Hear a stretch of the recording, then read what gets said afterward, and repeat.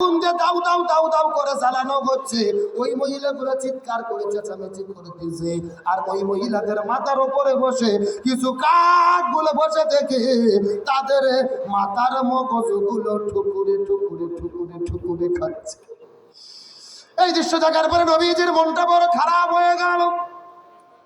জিবরাইলকে জিজ্ঞাসা করে বলে, ও ভাই জিবরাইল, মহিলাগুলো কারা যাদেরকে জাহান্নামের আগুন দিয়ে দাউ দাউ জ্বালানো হচ্ছে আর তাদের মাথার উপরে বসে কাকগুলো মাথার মগজগুলো খাচ্ছে?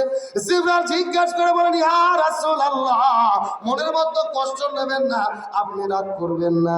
এই মাত্র আল্লাহ তাআলা জানিয়ে দিল আপনার উম্মতের ভেতরে অধিকাংশ মহিলা জাহান্নামের ভেতরে যাবে। অধিকাংশ মহিলা বলে যাবে কোথায়? আমার নবীজির মনটা বড় খারাপ হয়ে গেল।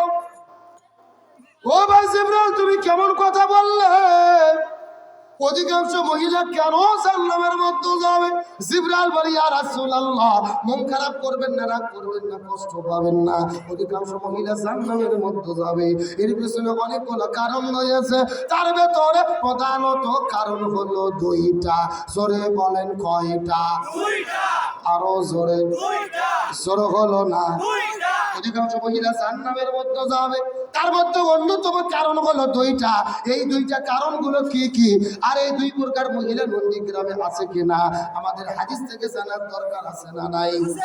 রাসূল ডাকতে বলে, জিবরাইল বলো, কোন দুইটা কারণের ভেতরে অধিকাংশ মহিলা জাহান্নামের মধ্যে যাবে বলো তো দেখি। জিবরাইল ডাকতে বলে, ইয়া রাসূলুল্লাহ, তার মধ্যে প্রথম নম্বর কারণ হলো সেই মহিলাগুলো মাথার চুলগুলো বের করে আজরা পাজরা বের করে বেপরদা অবস্থায় রাস্তাঘাটে ঘোরাফেরা করে। এই সমস্ত মহিলাগুলো জাহান্নামের মধ্যে যাবে।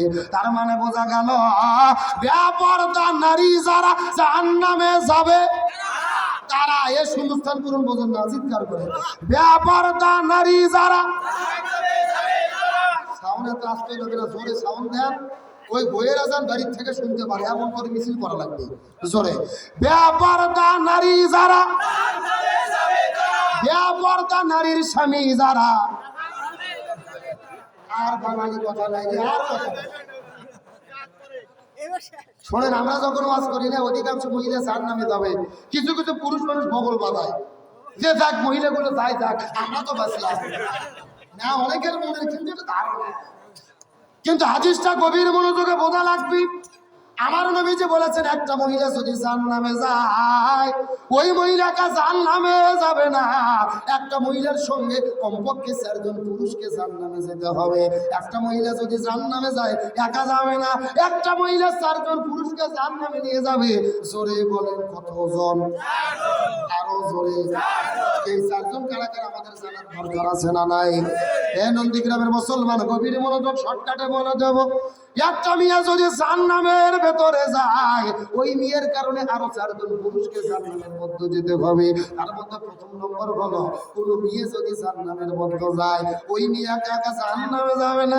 ওই মেয়ের যদি বাবা থাকে, ওই বাবা যদি মেয়েকে পর্দা করতে বাধ্য না করে, যেহেতু মেয়েটার বসবাস ছিল বাবার অধীনে, বাবা মেয়েকে পর্দা করতে বাধ্য করেনি, এই জন্য মেয়েটা বেপরদা হওয়ার কারণে ওই মেয়ে একা একা জাহান্নামে যাবে না। ওই মেয়েটির কারণে তার বাবাকে জাহান্নামে যেতে হবে। এখন গভীর মনোযোগ দিয়ে কথাটা বোঝার চেষ্টা করবেন। এই যে মুরব্বী লক্ষ্য করেন চাচা, এইরকম হাজার হাজার মুরব্বী আমাদের এলাকার মধ্যে আছে। মাথার মধ্যে টুপি, মুখের মধ্যে দাড়ি, হজ করছে 6 বার, সামনের কাতারের মধ্যে নামাজ পড়ে, অথচ 2টা মেয়ে আছে মনে হচ্ছে মমতাজ আর পরিমণি। কথা কথা। তার মানে শরীরের মধ্যে কোনো পর্দার কাপড় নাই, টাইট ফিটিং জিন্সের প্যান্ট পরে, টি শার্ট পরে, গেঞ্জি পরে, বেপরদা হয়ে রাস্তাঘাটে ঘোরাফেরা করে। একটা বুজুর্গ বগুড়া কাছে ছিল, কলেজে পড়াশোনা করে, 3-4 জনের সঙ্গে একসাথে প্রেম করে। আর একটা আপনাদের নন্দীগ্রাম মনসুর হোসেন ডিগ্রি কলেজে পড়ে, ওখানেও তার সম্পর্ক লাইন ভালো, বাপ কিন্তু খুবই ভালো, মাথার মধ্যে টুপি দাড়ি, নামাজ পড়ে, হজ করে, কিন্তু মেয়েটি বেপরদা হয়ে করে। ওই বাবা জীবনেও মেয়েকে পর্দা করতে বাধ্য করে না। আমার হাদিসের ব্যাখ্যা বোঝার চেষ্টা করবেন। এই যে মেয়ে যদি পর্দার বিধান বিধান মেনে না চলে, এই জন্য মেয়েগুলো যদি জাহান্নামে যায়, একা জাহান্নামে যাবে না, ওই হাজি নামাজি দাড়ি টুপিওয়ালা বাবাকেও সাথে করে নিয়ে জাহান্নামে যাবে। কথা কি বোঝা যায়? আপনি একা হাজিগিরি করতেছেন, মাথার ঘোমটা দিয়ে মনে হচ্ছে জিবরাইলের খালাতো ভাই, এই মাত্র জান্নাত থেকে পালিয়ে আসলো। কত চর মেয়ে পর্দা করে না, ওই আজিজুল কলেজে যে বাদাম ফাটাচ্ছে বেপর্দা, ওর কোনো খোঁজই নাই। আপনার নামাজ রোজা হজ যাকাত কুয়ারতুয়া নদীতে ভাসিয়ে যাবে, এ কথা কর না কে? এই জন্য আল্লাহর কোরআন বলছে কু আনফুসাকুম ওয়া আহলিকুম নার, নিজেও জাহান্নামের আগুন থেকে বাঁচো, পরিবারের ছেলে মেয়ে বউকেও বাঁচাও। কার কথা? মুসলমান গভীর মনোযোগ। এই জন্য নবী বললেন একটা মহিলা যদি জাহান্নামে যায়, ওই মেয়েটির কারণে 4 জনকে জাহান্নামে যাওয়া লাগতে পারে। 1 নম্বর হলো বাবা, মুখস্থ করার চেষ্টা করেন। 2 নম্বর হলো ভাই, বোন যদি জাহান্নামে যায়, বড় ভাই যদি থাকে, ভাইয়ের অধীনে যদি বোনের বসবাস থাকে, ভাই যদি বোনটাকে পর্দা করতে বাধ্য না করে, ওই বোন একা একা জাহান্নামে যাবে না, ওই বোনটির কারণে ভাইকেও জাহান্নামে যেতে হবে। মুখস্থ করেন। 1 নম্বর হলো বাবা, 2 নম্বর হলো ভাই, 3 নম্বর হলো স্বামী। 3 নম্বর হলো স্বামী। গভীর মনোযোগ লক্ষ্য করে বোঝার চেষ্টা করবেন। বউ যদি জাহান্নামের মধ্যে যায়, বউ যদি জাহান্নামের মধ্যে যায়, বউ যদি জাহান্নামের মধ্যে যায়, একা একা যাবে না, ওই বউয়ের কারণে স্বামীকেও জাহান্নামে যেতে হবে। 1 নম্বর হলো বাবা, 2 নম্বর হলো ভাই, 3 নম্বর হলো স্বামী, আর 4 নম্বর হলো ছেলে। মাও যদি পর্দার বিধান মেনে না চলে, এই মায়ের যদি ছেলের অধীনে বসবাস থাকে, ওই ছেলে যদি মাকে পর্দার হুকুম না করে, পর্দার জন্য বাধ্য না করে, ওই বড় ছেলের অধীনে যদি মায়ের বসবাস থাকে, ওই মা একা একা জাহান্নামে যাবে না, ওই মায়ের কারণে ছেলেকেও জাহান্নামে যেতে হবে। তাই একটা মেয়ের সঙ্গে 4 জনকে জাহান্নামে যেতে হবে। 1 নম্বর হলো বাবা, 2 নম্বর হলো ভাই, 3 নম্বর হলো স্বামী, 4 নম্বর হলো ছেলে। জোরে বলেন কতজন? 4 জন। মুখস্থ করলে গুণ হবে? জটিল ওয়াজ করতেছি, জটিল ওয়াজ সারা জীবন কাজে লাগবে। এ জোরে বলেন কয়জন? 1 নম্বর হলো বাবা, 2 নম্বর হলো ভাই, 3 নম্বর হলো স্বামী, 4 নম্বর হলো ছেলে। 1 নম্বর হলো বাবা, 2 নম্বর হলো ভাই, 3 নম্বর হলো স্বামী, 4 নম্বর হলো ছেলে। চিৎকার করে বলেন তো দেখি কতজন? 1 2 3 4। এখন হাদিসের ব্যাখ্যাটা ভালো করে বোঝার চেষ্টা করবেন। এই যে হাদিসটা আমি আপনাদের মতো কেন বললাম, এর কারণ হলো, এখন যদি হাদিসটা আমরা আমাদের জীবনের সঙ্গে মিল করার চেষ্টা করি, আপনি চোখটা বন্ধ করে আপনার পরিবারের দিকে তাকান। ভাই আমার মাও পর্দা করে না, মাও যদি পর্দা করে বউ পর্দা করে না, বউ যদি পর্দা করে বোন পর্দা করে না, আবার বোন যদি পর্দা করে মেয়ে পর্দা করে না। তার মানে বোঝা গেল আমরা কোনো না কোনো দিক দিয়ে ধরা খাইয়ে বসে আছি। কথা বোঝেন নাই? আপনি আপনার জীবন আপনি মিল করেন, আমার দরকার নেই। দেখেন, হয় আপনার মাও করে না, অথবা মাও বুড়ি হয়ে গেছে, বয়স্ক করে, বউ করে না। আবার বউ আপনার বাধ্য করে, কিন্তু মেয়ে এমন একটা বিস্কুটে হয়েছে কথাই শুনি না, কথা কর না। আবার যদি আপনার বিয়ে করে, ফোন করে, 4টের মধ্যে কোনো না কোনো দিক দিয়ে বীজগণিতের অঙ্ক সূত্র মিল করেন, আমরা প্রত্যেকেই ধরা খাইয়ে বসে আছি। তার মধ্যে বোঝা গেল নন্দীগ্রামের মুসলমান, এই হাদিসের ব্যাখ্যা হলো অধিকাংশ মহিলা জাহান্নামের মধ্যে যাবে, কথাটা সত্য। কিন্তু নন্দীগ্রামের ভেতরে অধিকাংশ মহিলা যদি জাহান্নামে যায়, অধিকাংশ মহিলা শুধু জাহান্নামে যাবে না, অধিকাংশ মহিলার কারণে এই নন্দীগ্রাম বেলঘরিয়ার অধিকাংশ পুরুষদেরকে জাহান্নামে যেতে হবে। তার মানে আমরা যদি জাহান্নাম থেকে বাঁচতে চাই, আগে বাইরের গুলো ঠিক করা লাগবে। কথা কি বোঝা যায়? পর্দার দরকার আছে না নাই? কিন্তু বগুড়া জেলার মা বোনেরা সবাইকে পর্দা করে। বগুড়া জেলার মা বোনদের ধরন বলিতে লাগে সরম সকালবেলা, আর সকালবেলা ভরকা পরে বিকালবেলা ওড়না নাই দাদা ভাই, ডিজিটাল দেশ বুঝিয়ে তাই কথা কর লাগায়। দেখবেন সকালে এমন ভাবে ভরকা পরে সিনার কোনো বুদ্ধি, আর বিকেলে ভরকা তো দূরের কথা ভাই, শরীরে ওড়না পর্যন্ত দেয় না। আর ওড়না যদি দেয় আমার দিকে তাকান, এদিকে তাকান তাকান, শুধু এরকম পেঁচাই পেঁচাই একেবারে পেঁচে পেঁচে দড়ির মতো চিকন করে গলার মধ্যে দিয়ে পিছন দিকে ফেলে দেয়। আছে না নাই? আচ্ছা বলেন তো পেছনে ঢাকার কি কোনো কিছু আছে? এগুলো পর্দা না বাটপারি? আর নারী হলো ঘরের শোভা, স্বামীর সেবা করে। এখন উল্টো দেখি নারীরা সব স্বামী কি ধরে মারে। ঠিক কারা কারা ভয়ে রাতে মার খাচ্ছেন হাত উঠান তো দেখি। এ উঠান উঠান, একজনও নাই রে, সব তো আল্লাহর ওলি বসে আছে। অথচ অধিকাংশ স্বামী দিনে কিংবা রাতে বইয়ের কাছে মার খেয়ে বসে আছে, কিন্তু লজ্জাতে বলে না। কিন্তু আমাদের দেশে যেরকম স্বামীকে মারা বউ আছে, একই রকম ভাবে বউকে মারা স্বামী আছে না নাই? এমনও স্বামী আছে বউ গরুর মতো পিঠে। চলো বলেন কিসের মতো? হাতের মধ্যে একটা লাঠিনে বউ মারা শুরু করছে, বলছে তুই আব্বা না বলা পর্যন্ত তোর মায়ের বন্ধ হবে না। বউ মার সহ্য করতে না পারে বলছে আব্বা। পরের দিন ওই শয়তান হুজুরের ফোন দিয়ে বলতেছে হুজুর বউ তো আব্বা বললে ফতুয়া কি? আমি বলি ফতুয়া পরে আগে তোর বাটাম পাঠাতে হবে। তার কারণ বউ কি মারা যাবে? কে বলে বউকে মারা যাবে না? বউকে কখন কখন মারা যাবে আমি কি বলবো? আমার দিকে দেখেন, বউ যদি শরীয়ত বিরোধী কাজ করে, ইসলাম বিরোধী কাজ করে, জিনা ব্যভিচার করে, তখন বউকে মারা যাবে। এখন মারবেন কই? আমার দিকে তাকান। মাথা বাদ, মুখ বাদ, পেট বাদ, পিঠ বাদ, কোমর বাদ, মাজা বাদ, হাঁটুর থেকে শুরু করে নিচ পর্যন্ত। কথা কি বুঝেছেন? আর যেই ভেদতে পারবেন এই ভেদের পরিমাপ হবে 1 বিঘের মধ্যে, মানে ওই এক মুষ্টি। এই বছরে গত বছর গাইবান্ধা জেলা করেছি, একটা যুবক লাফতে উঠে বলতেছে হুজুর 1 মুষ্টি ধরবো কি আর মারবো কি? তখন আর একজন বলতেছে হুজুর ধরার পরে যদি কোনো মতো মাথা বার হয়ে থাকে ওই মাথাটা ভূত দেবো হুজুর। এরকম ব্যাপার আছে না নাই? ও তাও ভোগ মারবে। এখন বলেন তো ভোগ মারলে কি বউ ঠিক হবে? না, রাসূল বলেছেন মহিলাদের সৃষ্টি করা হয়েছে বাম পাজরের ভাগা হাড় দিয়ে। যেরকম কি হাড়? এখন ভাগ আরো যদি হাঁটতে মেরে সোজা করতে চান সোজা হবে, ভেঙে মস্কে যাবে। এই জন্য বউকে মেরে নয়, বউকে ভালোবাসা দিয়ে সোনা ময়না কোন যে টিয়া পাখি বলে আপন করতে হবে। জোরে বলেন সুবহানাল্লাহ। এইবার মেয়ে মানুষটা খুশি হয়েছে ভাই, এইরকম হুজুরি তো দরকার। তাহলে চিৎকার করে বলেন বেপরদা নারী যারা, এর ওয়াজ ভুলে গেছেন নাকি? জোরে বেপরদা নারী যারা। নবীজির মনটা বড় খারাপ হয়ে গেল। জিবরাইলকে জিজ্ঞেস করে বলে ও ভাই জিবরাইল তুমি বলো তো দেখি, 2টা কারণে মহিলারা জাহান্নামে যাবে। 1 নম্বর হলো বেপরদা নারীগুলো, আর 2 নম্বর কারা জাহান্নামের মধ্যে যাবে তুমি দয়া করে বলো তো। জিবরাইল বলে ইয়া রাসূলুল্লাহ 2 নম্বর হলো ওই মহিলাগুলো যেই মহিলাগুলো স্বামীর কথা শোনে না, স্বামীর আনুগত্য করে না, স্বামীর কথা মতো জীবন চালায় না, এই মহিলাগুলো জাহান্নামের মধ্যে যাবে। তার মানে বোঝা গেল স্বামীর অবাধ্য স্ত্রী যারা জাহান্নামে যাবে। বেপরদা নারী যারা, স্বামীর অবাধ্য স্ত্রী যারা। এই জন্য রাসূল বলেছেন মহিলাদের জন্য 4টা আমল করতে হবে।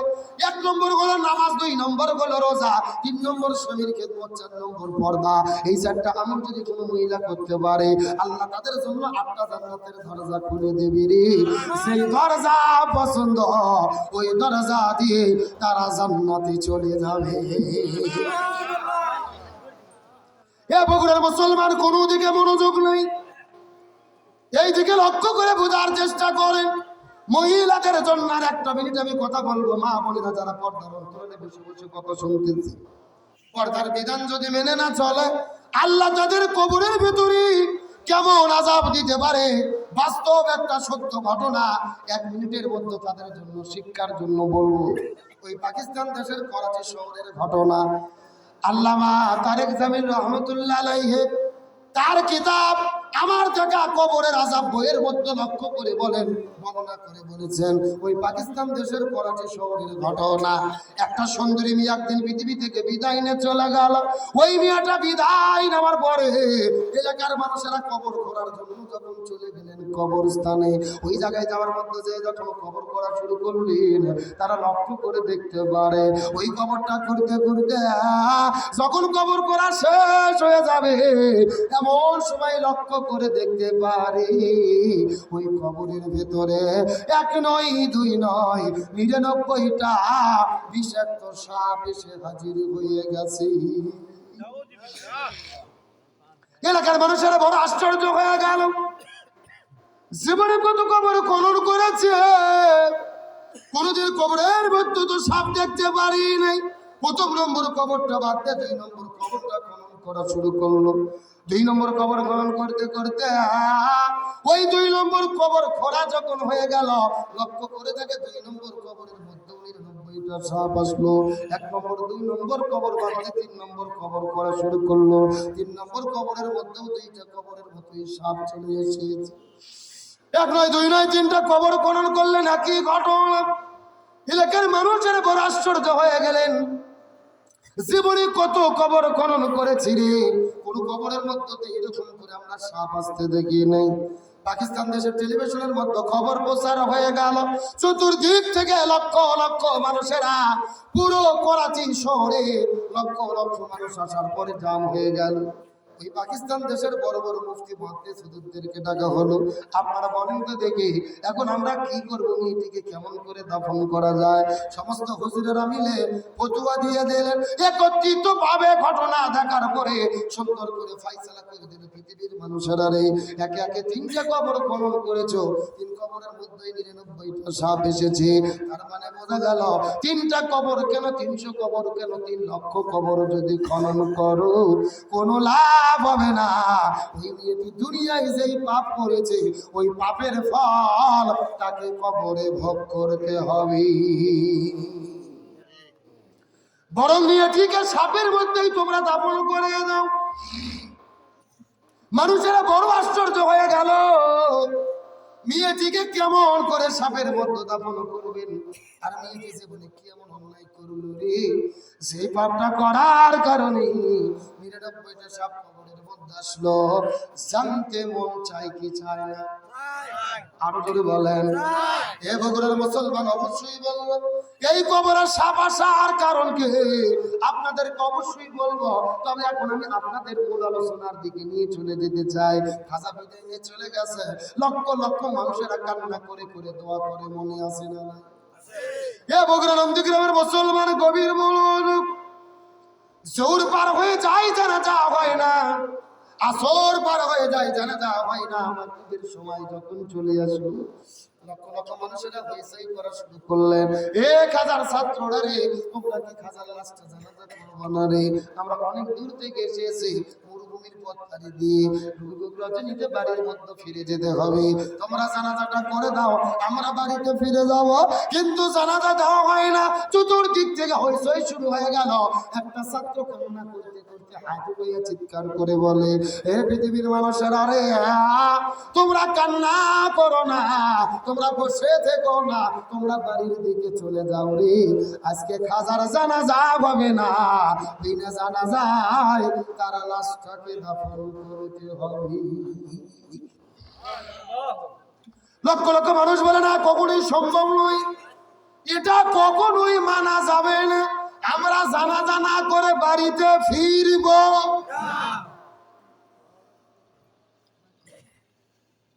মানুষেরা চতুর্দিক থেকে হইচই করা শুরু করে দিলেন।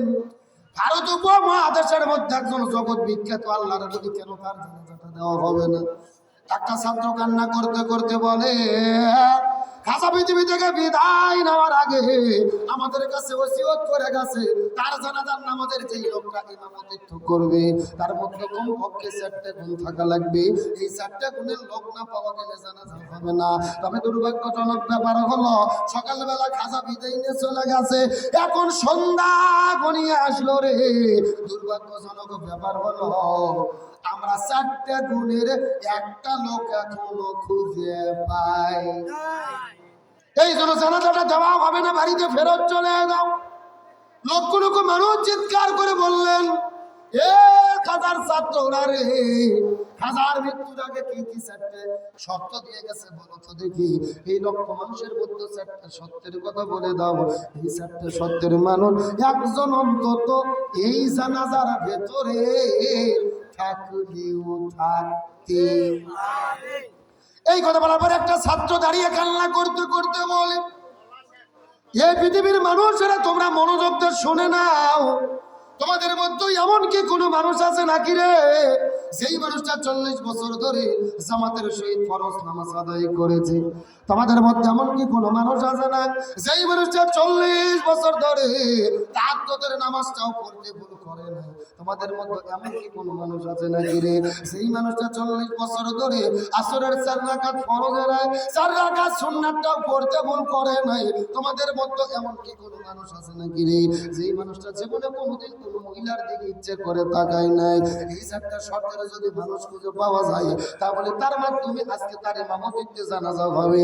আর যদি খুঁজে পাওয়া না যায়, জানাজা হবে না, তাহলে আজকে বিনা জানাজায় খাজার লাশটা দাফন করা হবে। লক্ষ লক্ষ মানে ঝাউমাউ করে কান্না শুরু করলেন। এই লক্ষ লক্ষ মানুষের ভেতরে একটা মানুষ কি খুঁজে পাওয়া যাবে না? যেই মানুষটার মধ্যে 4টা গুণ পাওয়া যাবে, যেই মানুষটা আজকে নামাজের ইমামতিত্ব করবে। দেখতে দেখতে মাগরিবের নামাজ পার হয়ে গেল, তারপরে জানাজা হয় না। এসা পার হয়ে গেল, জানাজা হয় না। রাতের যখন 9টা 10টা বেজে গেল, 4 জন ছাত্র কান্না করতে করতে করতে করতে আস্তে করে যখন খাটুনির কাছে চলে গেলেন, ওই খাটুনিটা কাঁদতে পারে না, আমার পরে কবরের দিকে যখন রওনা করে শুরু করেছি, লক্ষ লক্ষ মানুষেরা হাওয়া করে কান্না করতেছে।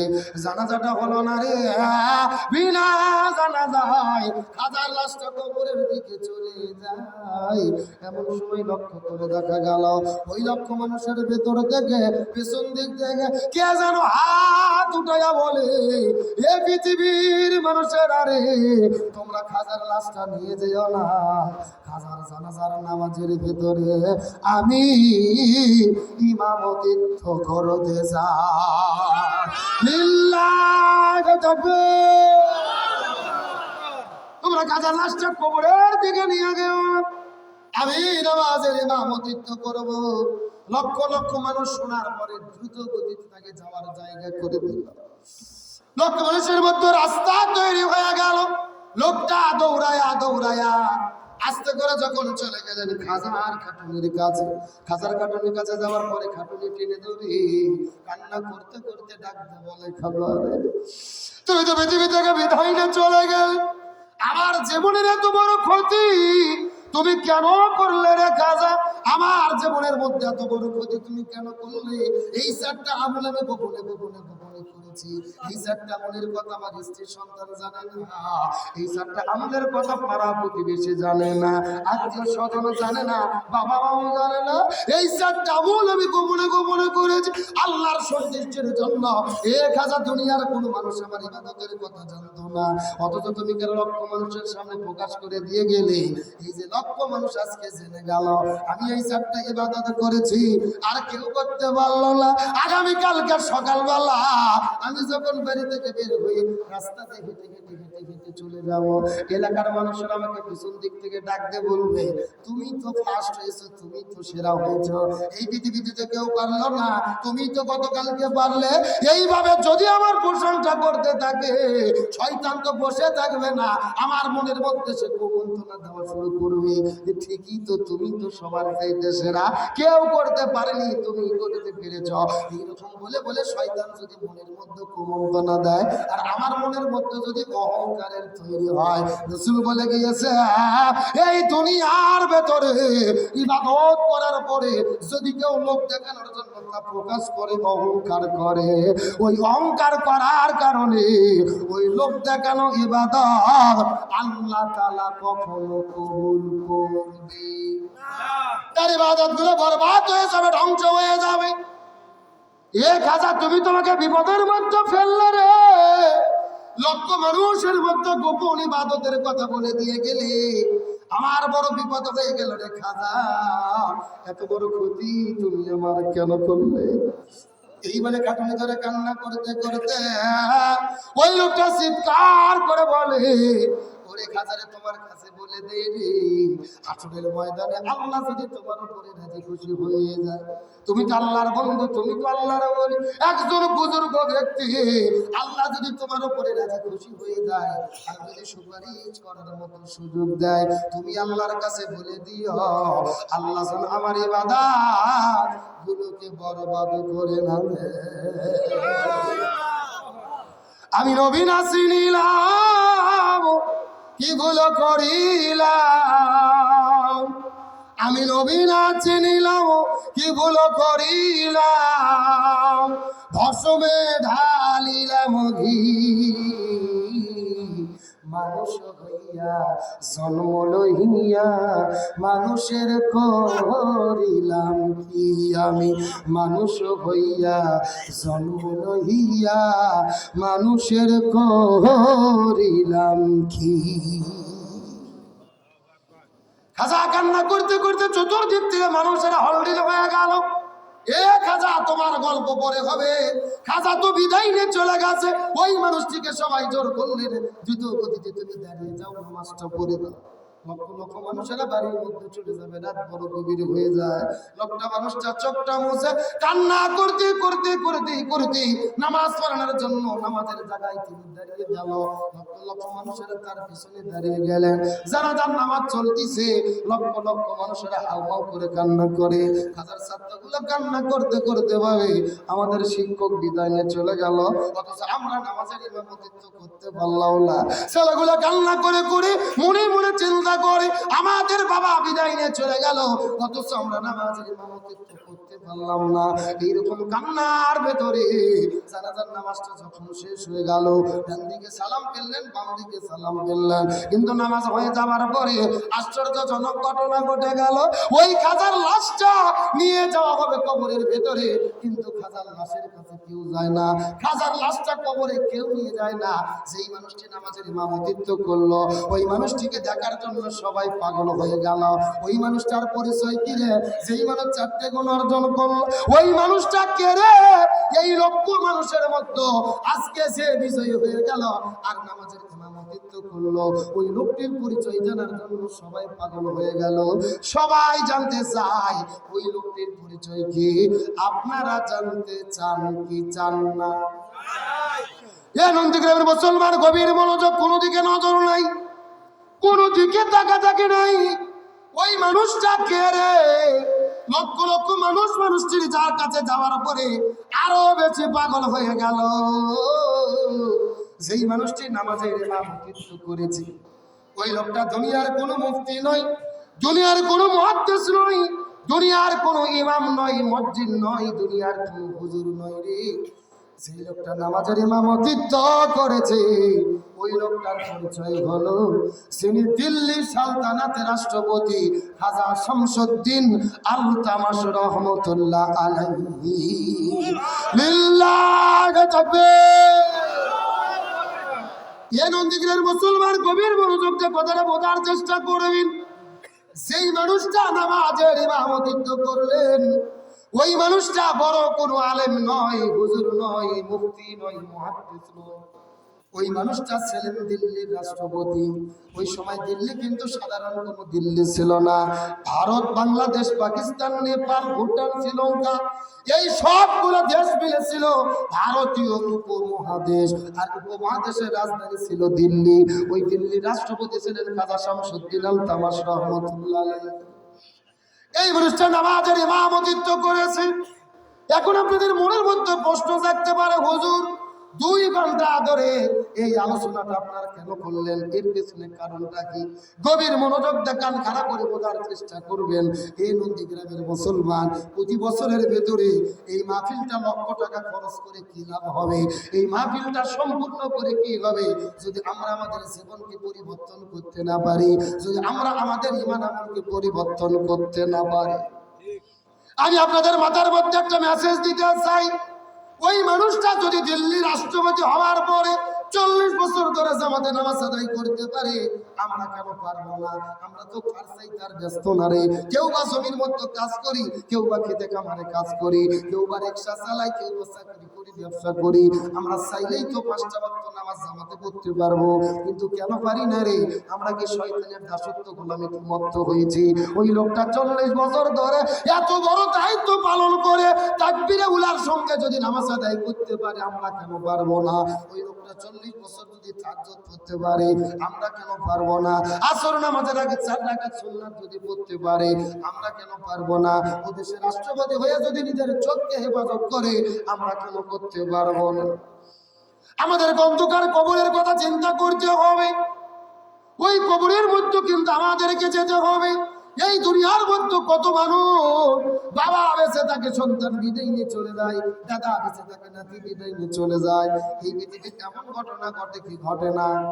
তার মানে বোঝা গেল এই পৃথিবীতে আসার সিরিয়াল আছে, কিন্তু যাওয়ার কোনো সিরিয়াল।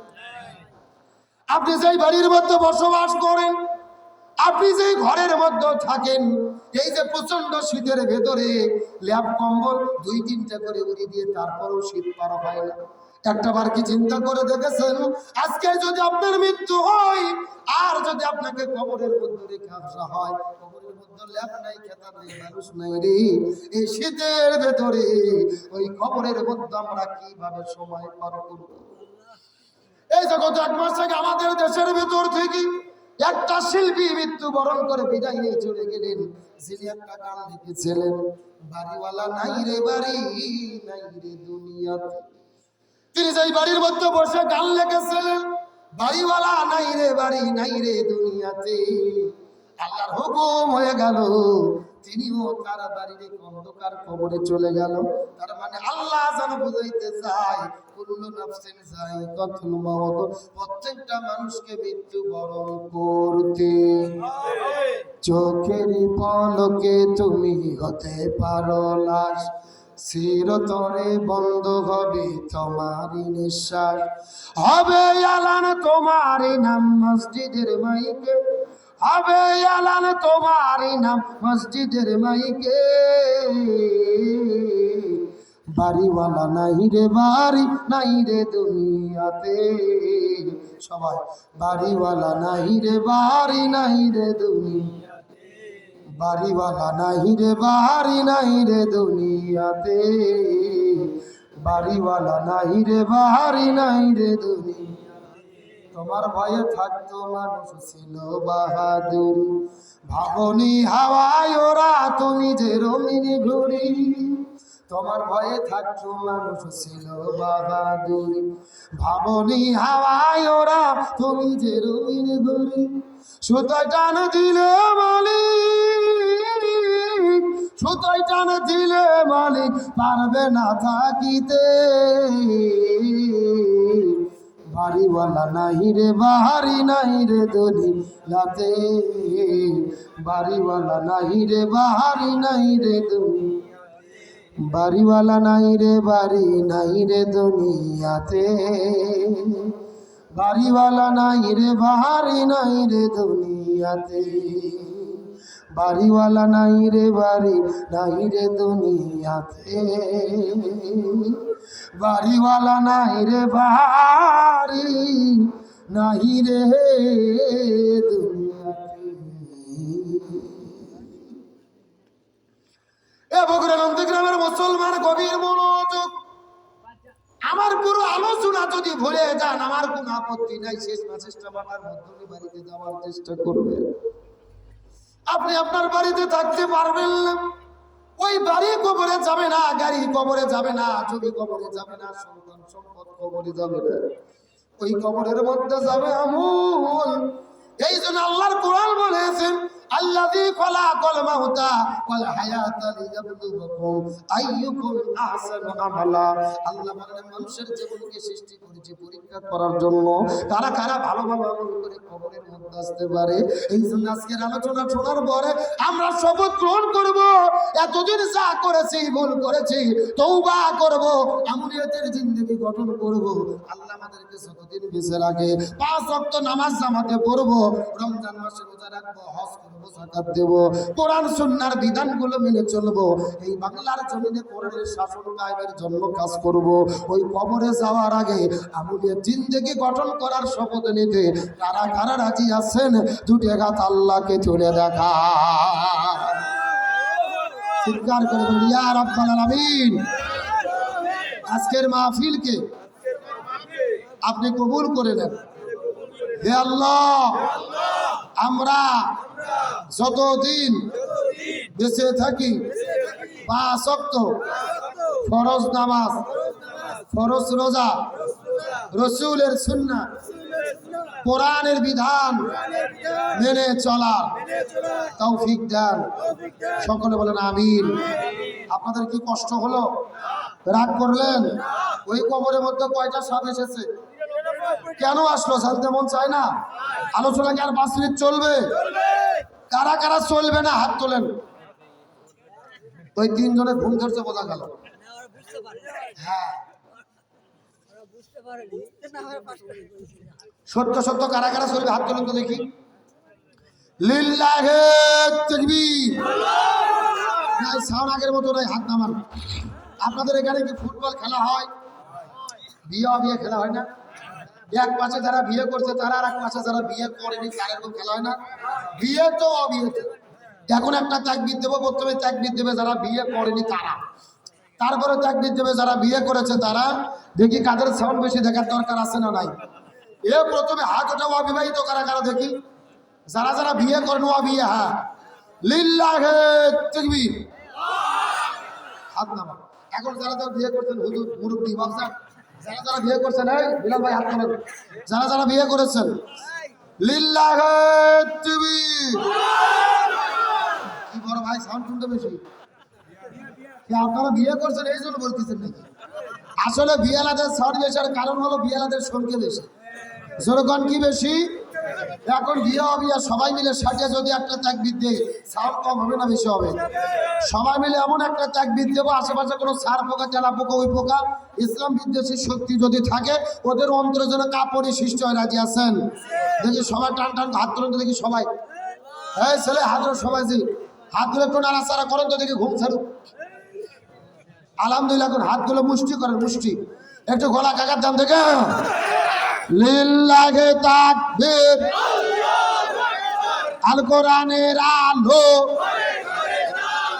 সংসদে জালো, সারা বাংলায় জালো, দুনিয়ার মুসলিম ইসলামের শত্রুরা কোরআন আছে যেখানে, হাদিস আছে যেখানে, লিল্লাহে তাকবীর। আলহামদুলিল্লাহ ভাই, আমার কলিজা ঠান্ডা হয়ে গেছে। রাত বাজতেছে 12টা 17 মিনিট, আর আপনাদের চোখের দিকে চাই মনে হচ্ছে সন্ধ্যে 7টা বাজে। এ কথা কোন না? রাত 12টা যে কখন পার হয়ে গেছে আমরা বুঝতেই পারিনি। আমার মন বলতেছে আজকের মাহফিল আল্লাহর দরবারে কবুল হয়ে গেছে, আমিন কোন। আর ওই যে আস্তার যারা ঘুরি দিছে কারা, এরা হলো পোলা খাওয়া বাটি। অত সোজা না, ওদের কোমর বেঁকা হয়ে যাবে, তাও আচ্ছা হবে না। ওরা আসার পরে আরো 2 ঘন্টা মজা হবে। এ কথা কোন না? ফাঁকা মাঠে পোলা পাওয়ার কোন সুযোগ? আলোচনা চলছে চলছে। তাহলে বলেন আজকের মাহফিল হওয়াতে আপনারা খুশি না বেজার? এই মাহফিল প্রতি বছর হোক, আপনারা চান কি চান না? এই মাহফিল হওয়াতে কারা কারা বেজার হাত তোলেন তো দেখি। কেউ বেজার নেই, তার মানে সবাই খুশি। সবাই হাত তোলেন, যারা যারা খুশি হাত তোলেন, চিৎকার করে বলেন ইয়া রাব্বাল আলামিন।